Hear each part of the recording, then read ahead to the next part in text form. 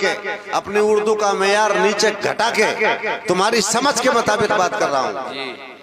मजार पर जाने को जो तुम बहुत बड़ी नेकी समझ रही हो और समझती हो कि मजार पर चले जाने के बाद हमारे पाप धुल गए, हमारे गुनाह धुल गए, बहुत बड़ा काम हमने कर लिया, तो इमाम इश्क मोहब्बत, इमाम अहले सुन्नत, सरकार आला हजरत, जिनके मसलक आला हजरत का नारा हम लगाते हैं, इमाम आला हजरत से पूछा गया, उन्होंने अपनी किताब फतावा रज़विया में नकल किया। एक बुजुर्ग से पूछा गया कि बताइए औरतें मजार पर जाती हैं तो उनको कितना सवाब मिलता है? औरतें मजार पर जाती हैं तो उनको कितना सवाब मिलता है?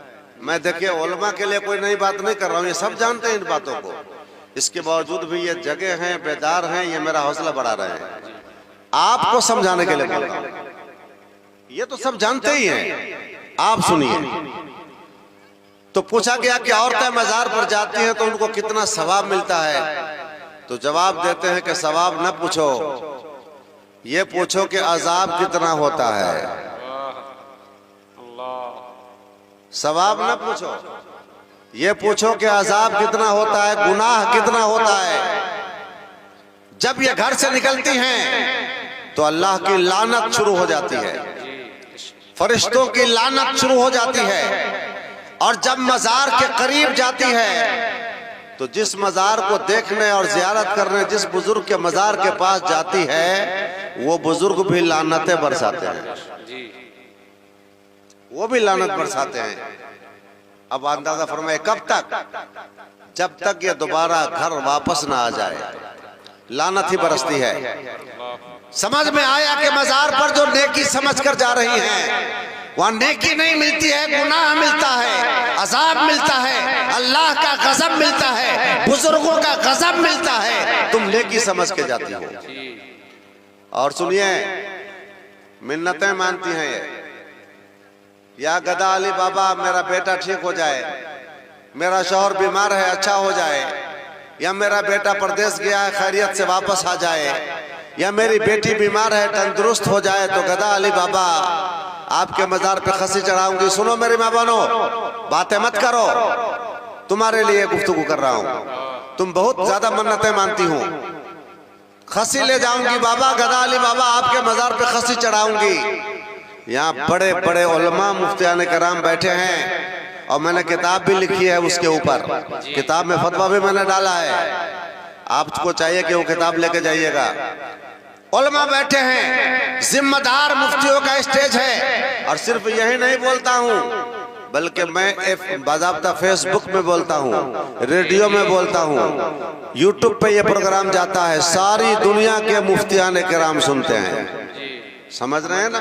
ये मत समझिएगा कि कपटोल में बोल रहा हूँ, पूरी दुनिया में पैगाम जाता है। ये पैगाम देता हूँ कि इस तरह की मन्नत मानना, या गदा अली बाबा, या ख्वाजा बाबा, या नाजिर बाबा, या साबिर बाबा और कोई बाबा, अगर मेरा बेटा ठीक हो जाए, बेटी अच्छी हो जाए, शौहर अच्छा हो जाए, मैं आपके मजार पर खस्सी चढ़ाऊंगी। याद रखिए, ये मन्नत मानना नाजायज है, नाजायज है, गुनाह का काम है। बेशक बेशक बेशक। समझ में आ रही है कि नहीं बात आ रही है? ये कहती है कि बहुत बड़ा काम कर रही हो। अच्छा, ये मन्नत भी मानती है तो खाली खसिया की, रोजा रखने की मन्नत नहीं मानती है, और नमाज पढ़ने की तो भूले से भी नहीं मानती है कि या अल्लाह मेरा बेटा ठीक हो जाएगा तो 4 रकात नफिल नमाज पढ़ूंगी। ऐसी मन्नत मानते हुए सुना आप लोगों ने? वो नहीं मानती है क्योंकि मेहनत खुद पड़ेगी ना, और खसी की मन्नत इसलिए मानती है कि कमाई तो शौहर की लगेगी। वो बेचारा Qatar, Saudi, Dubai, Malaysia, Qatar, Bahrain किस किस मुसीबत से गुजरकर, किन किन परेशानियों से गुजरकर, सर का पसीना पांव के नीचे से बहकर, किस किस तरह से मजदूरी करके, मशक्कतें झेलकर, परेशानियां झेलकर, लेटरिन साफ करके, झाड़ू लगा के, किन किन मसाइब आलाम से गुजर के 4 पैसे इकट्ठा करता है, और तुम सालाना एक एक मन्नत मानती हो, सालाना 3-3 मन्नतें मानती हो। और एक ही खस्सी की बात नहीं, सिर्फ खस्सी की बात हो तो कुछ गनीमत। अब खस्सी ले जाने के लिए 4 चक्का चाहिए, और दामाद को भी बुलाना पड़ेगा, नहीं बुलाइएगा तो हड़ताल मचा देगी। दामाद को बुलाइए, फिर उनको विदाई भी दीजिए, 4 चक्का का भाड़ा दीजिए, रिश्तेदारों को बुलाइए। यानी एक मन्नत में ये कम से कम 50,000 खर्चा कराती है। तुम्हें एहसास नहीं कि तुम्हारा शौहर कितनी मेहनत से पैसे कमाता? बेशर्मी कर रही हो, नाजायज और नाजायज राह में तुम उसको जायज समझकर, बेहतर समझकर कर रही हो।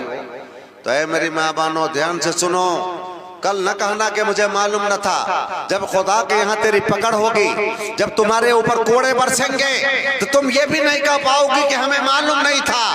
उस मौके पर तुम्हारा गरीबान पकड़ लिया जाएगा और तुम्हें खामोश कर दिया जाएगा कि नहीं, तुम्हें जलसे में मसला बताया गया था, तुम्हारे पास कोई उज़्र न रहेगा। तो ये खस्सी की मन्नत मानना नाजायज है। और लोग चादर की भी मन्नत मानते हैं, तो चादर की मन्नत भी मन्नत नहीं है शरीय, वो मन्नत नहीं है। मन्नत का मतलब होता है सिर्फ अल्लाह के लिए। मन्नत इबादत है और इबादत अल्लाह के सिवा किसी की करना जायज है? आप लोग बोलिए, जरा सा जवाब दीजिए। अल्लाह के सिवा किसी की इबादत करना जायज तो नहीं है ना? तो जब अल्लाह के अलावा किसी की इबादत जायज नहीं, अब मन्नत इबादत है, तो फिर आप कैसे बुजुर्गों के नाम पर मन्नत मान सकती हैं? तो बुजुर्गों के नाम पर मजार पे चादर चढ़ाना, मुर्गा ले जाना, खस्सी ले जाना, मोमबत्ती जलाने की मन्नत मानना, सोना चढ़ाने की मन्नत मानना, चांदी वहां डालने की मन्नत मानना, इस तरह की सारी मन्नतें बेकार हैं। ये मन्नतों को पूरा करना बिल्कुल नहीं जरूरी है। हाँ, मन्नत मानना हो तो आप रोजा रखने की मन्नत मानो, मन्नत मानना हो नमाज पढ़ने की मन्नत मानो। तो अव्वल तो औरतों को मजार पे जाना जायज नहीं है, एक तो वहीं पर जुर्म हो गया। और दूसरा जुर्म कि अगर इमाम साहब ने मना भी किया तो कहती है क्या, बड़े बड़े मौलाना को देखे कहाँ वहां जाते रहते हैं, बड़े बड़े मौलाना वहां नजर आते हैं, बड़ी बड़ी दाढ़ी वाले, बड़ी बड़ी ऊंची ऊंची टोपी वाले मौलाना नजर आते हैं वहां। तो क्या उनको मसला नहीं मालूम है कि आप ही को खाली मालूम है? ये कह करके उल्टा चोर कोतवाल को डांटे, उल्टा डांटती है। ऐ मेरी माँ बहनों और मेरे इस्लामी भाइयों, मजार के इर्द गिर्द जो मंडलाते हुए बड़ी बड़ी टोपी वाले आपको नजर आते हैं, बड़ी बड़ी दाढ़ी वाले नजर आते हैं। अगर बड़ी दाढ़ी होने का नाम मौलाना हो जाए तो बुकरा को सबसे बड़ा मौलाना होना चाहिए है? उसकी दाढ़ी तो और बहुत ज्यादा बड़ी होती है ना। तो दाढ़ी बड़ी होने से कोई मौलाना हो जाता है? नहीं। और टोपी बड़ी होने से मौलाना कोई हो जाएगा? तब तो हर कोई चाहेगा कि चलो भाई 4 हाथ की टोपी बना लो, 3 मंजिला टोपी बना लो, मौलाना की सनद ले लो। मौलाना मतलब होता है जिसके सीने में कुरान और हदीस का इल्म हो, वो मौलाना होता है। आपको जो ये चेहरे नजर आते हैं मज़ारों पर, दाढ़ी वाले, टोपी वाले, कुर्ता वाले, पजामा वाले, मौलाना की शक्ल में, दरअसल वो मौलाना ही नहीं है जिसको आप मौलाना समझ रहे हैं। कुरान में आया, इन्नमा यख्शल्लाह मिन इबादिहिल उलमा।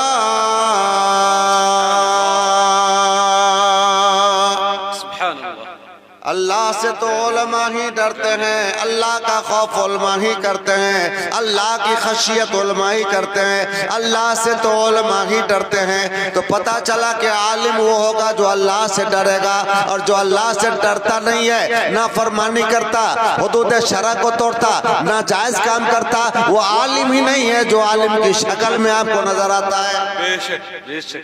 जिम्मेदार स्टेज है, जिम्मेदारी वाली बात सुन लीजिए। तकरीर का टाइम नहीं है, खाली मसला सुन लीजिए। तो मन्नतें मानना जायज नहीं है कि मजार पे चादर लाऊंगी, खस्सी ले जाऊंगी, मुर्गा लेके जाऊंगी, जाना भी जायज नहीं आपको। और सुनिए, एक बात आपको काम की बताऊं, उलमा किराम जानते हैं। अच्छा, कुछ लोगों को देखिएगा कि अजमेर जाने वालों के लिए, अजमेर जाने वालों के हाथ में पैसे देते हैं कि जाकर के ख्वाजा गरीब नवाज के मजार पर मेरी तरफ से चादर चढ़ा दीजिएगा 5000 की। वाह, अब बड़ा सीना फुला फुला के बोलेगा, सबको बताएगा कि हम तो अजमेरों चादर भेजे हैं। अब क्या कहें, ऐसी जगह पर बड़ी मुश्किल हो जाती है कि कैसे इस इंसान को डांटा जाए। अरे तुमको पूरे मोहल्ला में कोई गरीब नहीं मिला था जिसको 5000 रुपया दे देता? कोई बीमार न मिला था जिसके इलाज में तुम 5000 दे देता? कोई गरीब की बच्ची की शादी नहीं हो रही थी जिसको तुम 5000 दे देता? कसम खुदा की तुम अपने मोहल्ले की गरीब बच्ची की शादी में 5000 दे देता, रब की बारगाह में तेरी रकम भी कबूल होती और गरीब की दुआ तो निकलती, वो बाबे इजाबत तक जाता। हमारे लिए दिल से दुआ करती। अजमेर भेज रही है चादर के लिए 5000 रुपया। समझती है कि बड़ा काम कर लिया, कुछ काम न किया, खाक नहीं काम किया, कोई सवाब नहीं मिलेगा, कोई सवाब नहीं मिलेगा। 5000 की चादर भेजती है वहां, अब पड़ोस में गरीब को इलाज के लिए परेशानी, बेटी की शादी हो रही होती है, चंदा देने में कहेगा 1100 लीजिए ना, 2000 देने की ताकत नहीं है, और चादर भेजने के लिए अजमेर शरीफ 5000। चादर औलिया किराम के मजार पे इतना डालने की क्या जरूरत है जी? एक चादर बहुत है अजमत के लिए। जैसे कुरान पे एक गिलाफ चढ़ाते हैं कि 5-10 गिलाफ चढ़ाते हैं कुरान पे? बोलिएगा जरा, जवाब दीजिएगा। एक ही चढ़ाते हैं ना? क्या 10-15 गिलाफ चढ़ाते हैं तब जाके कुरान का मकाम मर्तबा ऊंचा समझ में आता है? एक गिलाफ आपने डाल दिया, आपने समझ लिया कि ये किताब और किताबों की तरह नहीं है, लिहाजा आपने एक गिलाफ चढ़ा दिया। इसी तरीके से औलिया किराम के मजार पर एक चादर डाल दी जाए ताकि समझ में आए कि और लोगों की तरह इनकी कब्र नहीं है, या और कब्र वालों की तरह ये कब्र वाले हैं। तो एक चादर से पहचान हो गई। मगर अफसोस है हम सुन्नी जमात में मजार बड़ा ऊंचा ऊंचा बनाएगा जी। देखिएगा मस्जिद का हाल खराब रहता है, दीवार बोसीदा है, छत टपक रही है, मदरसा की कमी है, मदरसा में पढ़ने वाले बच्चों को पढ़ने की जगह नहीं मिलती है, अब मजार खूब चमकाएगा। अल्लाह अकबर, ये मेयार हमारा घट गया। मजार चमकाने का नाम समझता है बहुत बड़ी सुन्नियत है।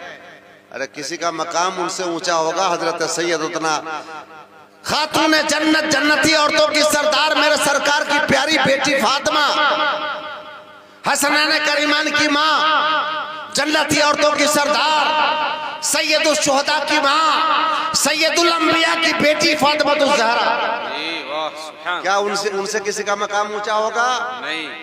मगर जाइए मदीना शरीफ में देखिए उनका मजार कितना है, कैसा है। क्या बहुत बड़ा मजार बना देने से मकाम किसी का बढ़ जाएगा? लोग मजार ऊंचा इसलिए बनाते हैं ताकि ठगने का मौका मिले, लोग फंसेंगे ज्यादा, इसलिए कि दुनिया समझती है कि जो जितना ऊंचा मजार होगा तो मजार वाला उतना बड़ा अल्लाह का वली होगा, और जितना सादी कब्र है तो वो अल्लाह का वली नहीं होगा। ये मयार हमने आपने बना लिया तो लोगों ने भी ठग ठगैती का सिलसिला शुरू कर दिया। ऊंचा ऊंचा मजार बना करके सुन्नियत को तबाह किया जा रहा है, सुन्नियत का रुख मोड़ा जा रहा है। हमारे हम तालीम पर तवज्जो नहीं करते, एजुकेशन पर हम ध्यान नहीं। पैसे हमारे मज़ारों की तामीर में, चादर के लिए, खस्सी मुर्गा के लिए, उर्स के लिए, जलसों के लिए, सारे पैसे हमारे उधर बर्बाद होते हैं। तो हमें जरूरत इस बात की है कि किधर हमको ज्यादा खर्च करना चाहिए, इस पर हमें ज्यादा तवज्जो देने की जरूरत है।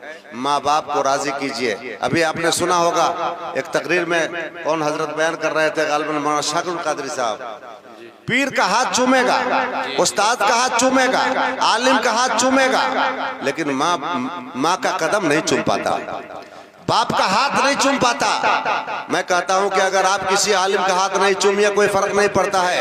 एक बार अपने बाप का हाथ चूम के देख लीजिए, बाप का दिल किस कदर आपके लिए ममता का समंदर बन जाए। सुभान अल्लाह, नारे तकबीर, नारे रिसालत, अज़मते वालिदैन, खुदा तौफीक दे तो माँ का कदम भी चूमिए।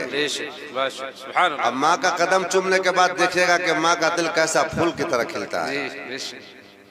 जो दुआ दिल से निकलेगी वो दुआ सीधा बाबे इजाबत तक पहुंच जाएगी, रुकावट कुछ भी नहीं। पैगंबर के बाद माँ बाप की दुआ कबूल होती है। पैगंबर के बाद, नबी रसूल के बाद सबसे ज्यादा जिनकी दुआ कबूल होती है वो कौन है? माँ बाप हैं। इतनी कीमती कीमती बात अब भारी भारी जलसा में सुनते होंगे। भारी जलसा में तो हल्ला चिल्ला खाली होता है, कीमती बात तो इसी समय होती है भाई। चुनिए, मोती चुनिए। पैगंबर के बाद, नबी रसूल के बाद अगर सबसे ज्यादा दुआ आपके हक में कबूल होगी तो किसकी? माँ बाप की दुआ कबूल होगी। क्या है? क्या वो शेर पर जरा पढ़िए ना। ममता से भरी प्यार की दौलत नहीं मिले। माँ जैसी जहाँ माँ